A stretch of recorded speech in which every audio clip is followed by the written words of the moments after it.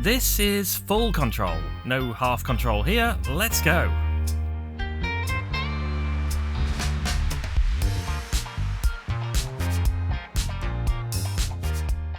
This episode is sponsored by Sunlu.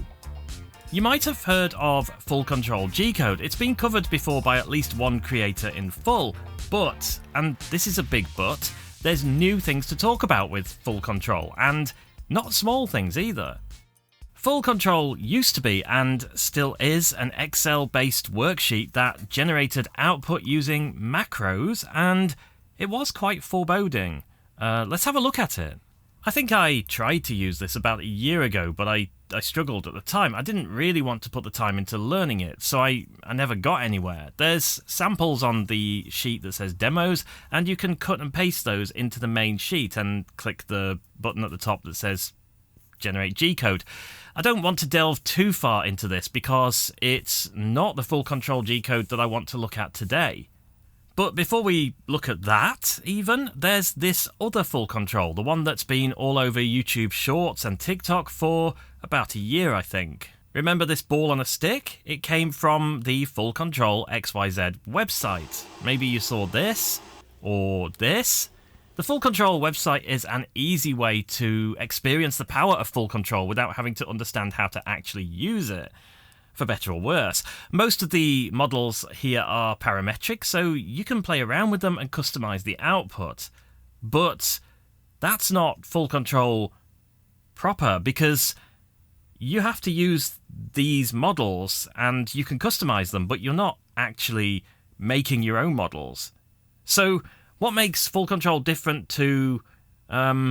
Let's go even simpler. Normally the FDM process starts with a model that came from a CAD program or another modeling program, maybe Blender, and it's usually in some kind of format and eventually makes its way to STL format, which is basically triangles.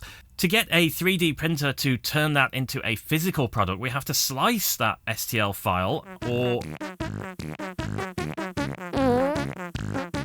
That's what we've come to call the process of converting the geometric model into a series of movements that happen in distinct layers on the printer. We should call them slicers, not layers, I think. So, yeah, consistency, not a thing. Slicers are quite rigid in the way that they work. They're often called 2.5D as a result, as opposed to 3D. But more than that, slicers follow a very specific set of rules to interpret what you put in. FullControl doesn't do that at all. FullControl does not interpret CAD objects or STL files, at least so far as I know. It's hard to find an analogy as to what FullControl is, but it works at a much lower level than any slicer. And since it's hard to explain, let's look at some examples. Here is the model I made for the review I just released. You might have watched this, most of you didn't. I could see that in the stats, but don't worry, I'm not offended. You can watch what you want. Take a look at how it's operating. A slicer would usually want to do a nice, neat, reliable job of this by cutting it into paths that are known to work.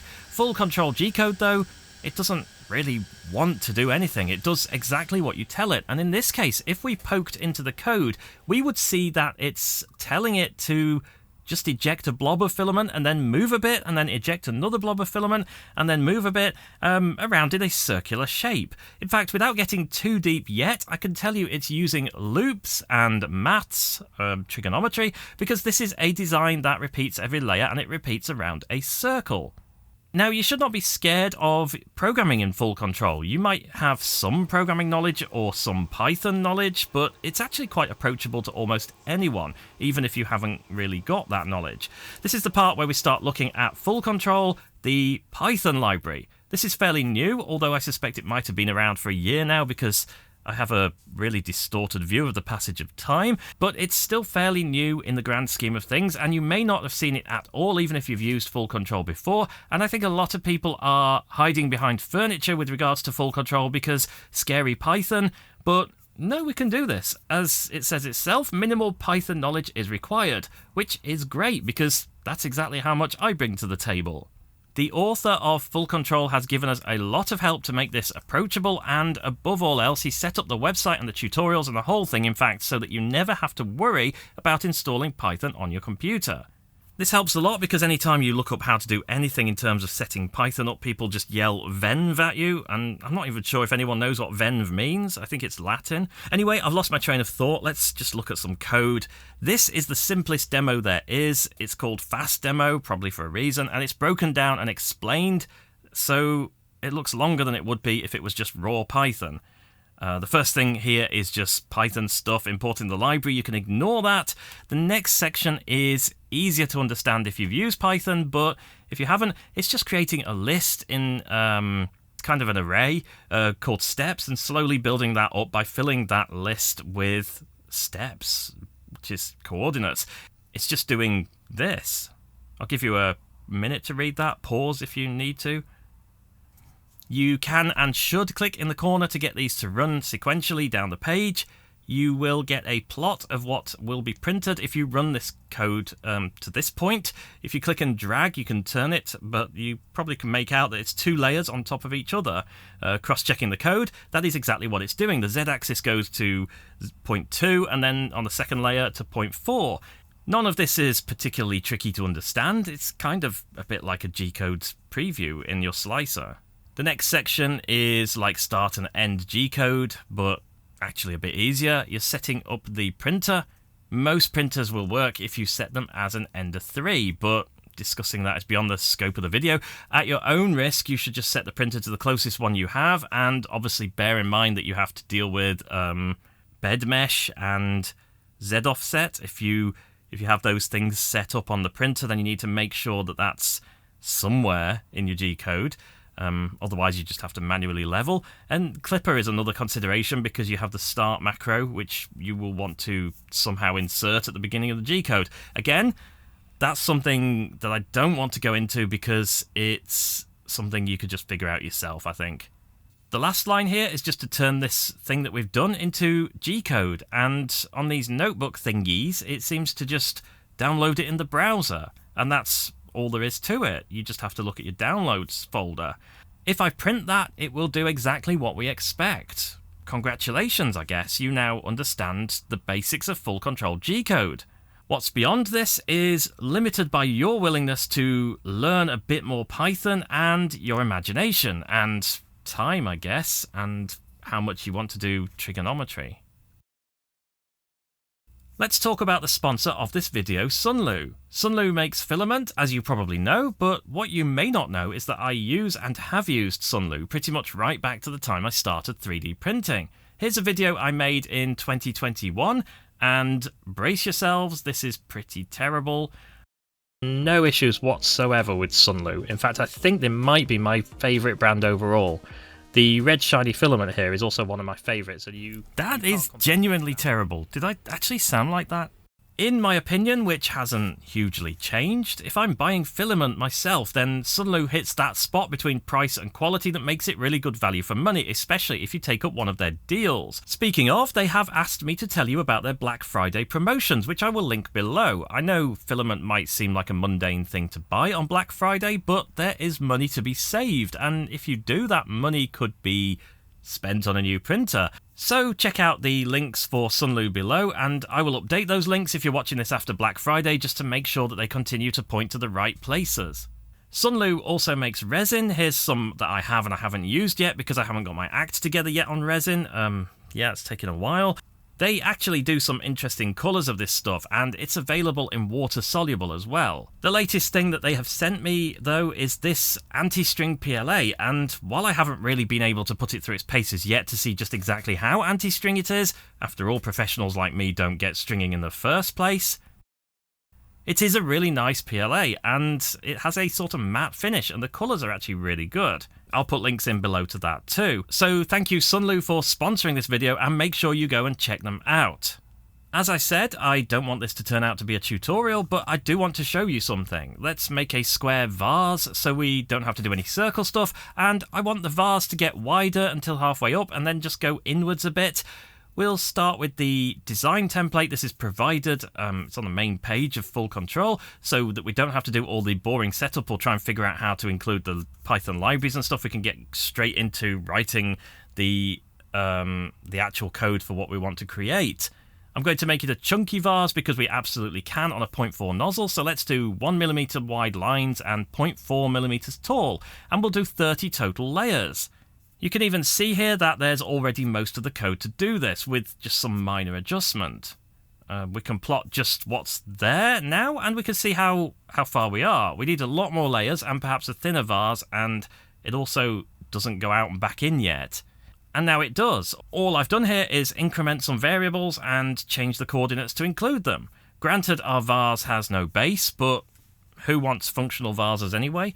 There's obviously a lot more functions you can use in FullControl above and beyond adding points and joining the dots, but it's very much up to you what you want to get into. You can get a long way without it with just using points, like I did in that example. You can make stuff like this. So my next logical thought was I should try and make something a bit more interesting, but then I thought, well, let's go one better because I hate having to do trigonometry. Let's try and get AI to make something. This model you see here was programmed entirely by ChatGPT. Admittedly, I had to put a lot of effort into describing to ChatGPT what I actually wanted it to give me, meaning I told it that I wanted a list and I wanted point objects, and I told it exactly what those point objects should be. And I didn't really know what I was asking for half the time, which is kind of hilarious because my Python is not really that great. But we got there and we got this. Of course, once I had that and the AI knew exactly what I was asking for, I could ask for variations, like I asked for this, which kind of turns as it goes upwards. It's kind of nice. Of course, there's no guarantee, and this is one of the caveats with FullControl G-code. There is no guarantee that the output from FullControl will be printable. That's totally a thing with slicers too, but less so these days. Slicers are really good at telling you or refusing to do things that aren't printable. But with FullControl, the guardrails are completely off. The previous example did print out, but it kind of messed up at the top because the overhangs were too far. So I had to kind of edit it a bit to make it more printable. You can go a long way with better cooling, and this is why for this video I was using the Sovol SV07 Plus for the bulk of the prints, because it has a huge fan thing on the back that just blasts air forwards. You will find that if you start stretching FullControl in terms of line heights, speeds, flow rates, or doing the blob examples, things like that, sometimes no amount of cooling will help, but the more cooling you have, the better. That's something to consider, that cooling is probably one of the most important factors when printing with FullControl. In terms of the AI-generated code, I only told it to give me points, so I wasn't really using most of the functions in FullControl. Defining points is, as I said, it's kind of like pegs and strings. Admittedly, that's how G-code works generally anyway. You have arc functions, but slicers don't always use them, but you're not really leveraging any of the really clever stuff that FullControl can do, and there is a list of those functions around somewhere. I'll hopefully put it on screen. So, given that we have slicers, what is FullControl for? Why do we need FullControl G-code? And I think the answer is it's mostly for the things that slicers can't do. And I know that might sound like too obvious an answer, but I think it's the truth. Slicers are powerful but fairly stubborn in the way that they work, and that's something I'm all too aware of when I'm trying to create examples or test out things in 3D printing. You often have to kind of prod the slicer to do what you want, and it's literally often the case that if you're doing any kind of research or testing around FDM, you end up designing for the slicer rather than for what you actually want as the output. Obviously, that is not ideal, having a slicer in the middle that's trying to sort of do the opposite of what you want, and that's the gap that it seems to me that FullControl fills. For an example, maybe if you wanted to make a flow test, if you want to gradually increase the flow rate until the extruder can't extrude anymore, then FullControl is the ideal environment to program that in. If you want to do some non-planar stuff where you're moving up and down on the Z-axis, FullControl doesn't restrict you there either. You don't have to stay on one layer. I've really just touched the surface of FullControl in this video, if even that. We've gone embarrassingly shallow into the actual functionality of FullControl, but I hope this has given some insight into what is going on behind these demos you've been seeing. And maybe you might even be curious enough to give it a go and try and make something cool. That is it. Thank you for watching, and see you next time.